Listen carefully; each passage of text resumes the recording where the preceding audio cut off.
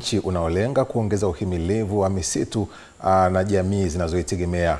Madu Sylvester ana taarifa zaidi.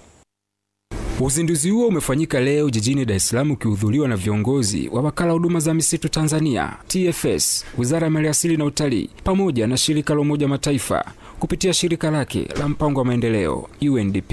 Mradi huo unaotekelezwa chini ya uratibu wa Wizara ya Maliasili na Utalii kupitia kwa katibu mkuu wa wizara hiyo Dr. Hassan Abbas, unaolenga kuhifadhi vyanzo vya maji, kutunza mazingira na kutumia nishati safi na kuongeza uelewa wa jamii kuhusu athari za mabadiliko ya tabia nchi. Mradi muhimu na unaoashiria kwamba kwanza sera zetu za nchi kwenye kukabiliana na changamoto mbalimbali za mazingira zinakubalika kimataifa, kwa sababu hii miradi iko michache duniani na ni miradi ya ushindani kuweza kupata fandi kama hizi.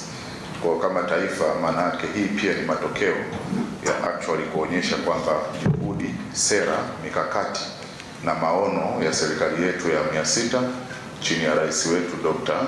Samia Suluhu Hassan, sera zake zinafanya kazi. Makofi kwa Mheshimiwa Rais. Katika kuhakikisha utekelezaji wa mradi huo unaoleta matokeo chanya, wataalamu kutoka wakala huduma za misitu Tanzania, TFS, wamebuni mbinu za kisayansi zinazolenga mabadiliko ya nishati, kuimarisha hali ya ulinzi na uhifadhi. Profesa Silayo, kamishna wa uhifadhi na wakala wa misitu kutoka TFS, anaeleza zaidi kuhusu umuhimu wa mbinu hizo katika kukabiliana na mabadiliko ya tabia nchi. Na kwa kufanya mabadiliko haya ya nishati, tutaongeza suluhu za mazingira, kutatua changamoto zilizopo na kuimarisha hali ya ulinzi wa uhifadhi na bioanuwai.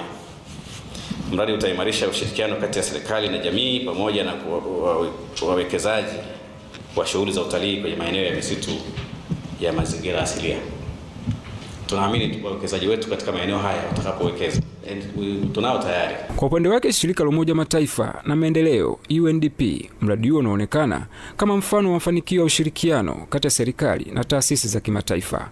Mkuu wa kitengo cha mazingira Jetruda Liatu kutoka UNDP ameeleza nafasi ya shirika hilo katika mapambano dhidi ya mabadiliko ya tabia nchi. Tutaangalia infrastructure kwenye maeneo yaliyohifadhiwa, lakini tutaangalia na wadau ambao wanazunguka haya maeneo, tukiangalia namna ya kuwahamasisha watumie nishati safi ili kupunguza matumizi ya maliasili au kuni na mkaa kutoka kwenye maeneo yaliyohifadhiwa, lakini tuweze kutimiza malengo ya nchi kufikia utekelezaji wa nishati safi kwa miaka inayokuja na kwa namna vision yetu ya 2050 inavyotuelekeza. Mradi huu unatarajiwa kuwa mfano wa mafanikio ya ushirikiano kati ya serikali na mashirika ya kimataifa katika kulinda mazingira kwa nishati safi.